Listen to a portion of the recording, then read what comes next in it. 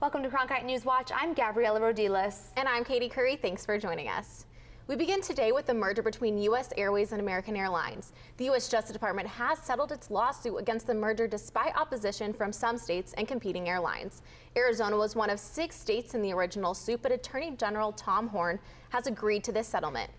Mesa isn't the only Arizona city doing well. Forbes magazine recently named Arizona as the #1 state for projected job growth. I visited one Valley company that hopes to contribute to these numbers in the coming years. The Obama administration has extended the federal minimum wage and overtime protection to home care workers.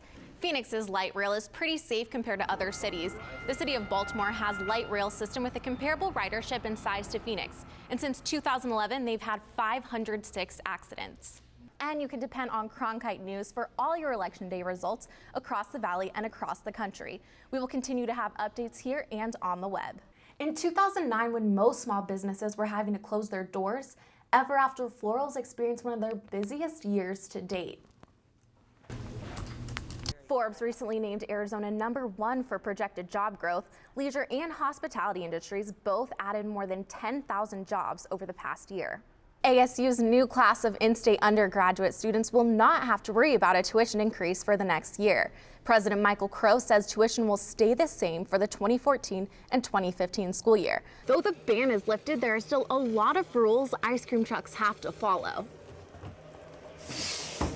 President Obama signed a military pay bill to make sure all troops and some Defense Department workers will still get paid during the government shutdown. However, thousands of military civilian workers in Arizona are now on furlough. Luke Air Force Base sent home 412 men and women until further notice. Some of these jobs include mechanics, administrators, and engineers. The longer it goes, the worse it's going to be. I'm under no illusion that we can continue to operate business as normal without our valued civilians. Not all of Luke's civilian workers are impacted. There are still about 800 men and women who will continue to work because they receive funding from other sources. The state fair is in full swing. There's food, rides, and even rodeo. I spoke with some high schoolers who are putting on their boots in hopes of winning the grand prize. Some lace up their cleats before a competition.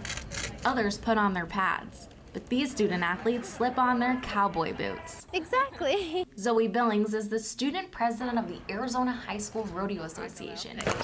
She, along with 200 other high schoolers, participate in statewide competitions throughout the year. We're active every month and we move all over the state. For many of these competitors, it's a family tradition. My parents always did it their whole life, and my grandparents always did it too. I always grew up around it. Arizona is just one of 41 high school rodeo associations nationwide.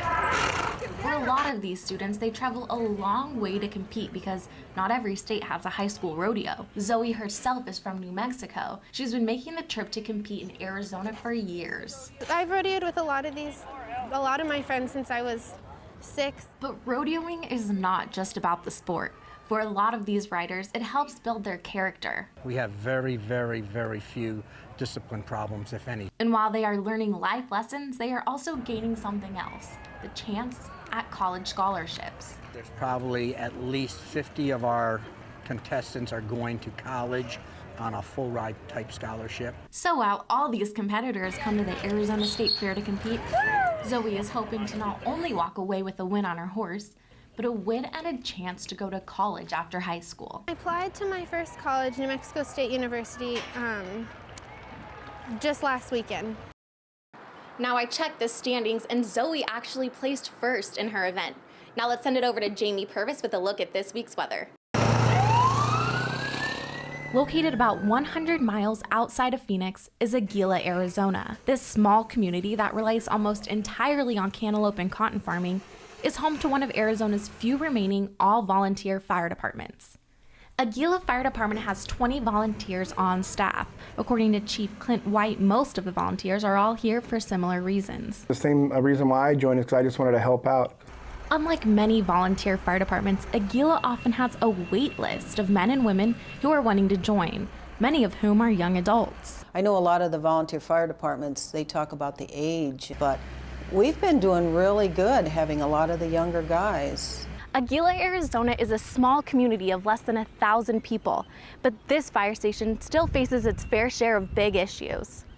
Two of the main problems most volunteer fire departments face are low funding and a lack of training for volunteers. Aguila Fire Department receives some funding from property taxes, but that's not always enough. Phyllis Forbidusi is responsible for writing the department's grants. You sit back and you go, oh, we could really use that, but I know we're not going to have the money for it, so let me try. Almost all the volunteers work on the surrounding farms.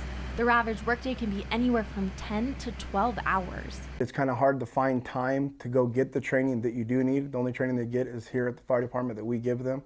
Despite all of the struggles the department faces, the community is committed to keeping the department around for years to come. We've got a really good crew right now. The goal is to make sure they all remain safe.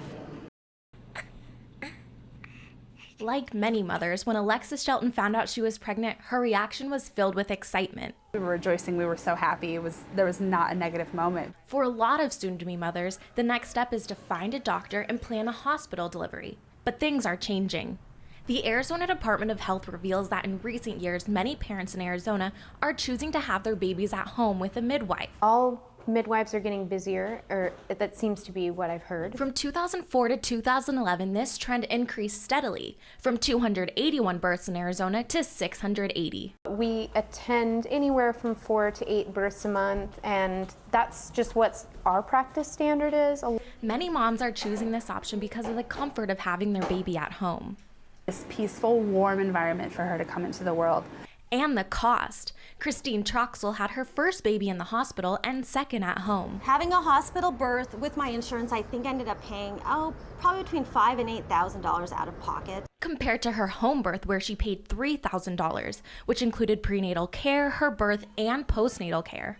Despite the many regulations licensed midwives have to follow, most doctors believe that the best place for a woman to deliver her baby is at the hospital. Regardless of what doctors might say, the number of women to deliver at home is still only about 1% of all births every year. The women we spoke with all agree that the important thing is families have the right to choose what is best for them. It was amazing, and I cannot wait to do it with our next.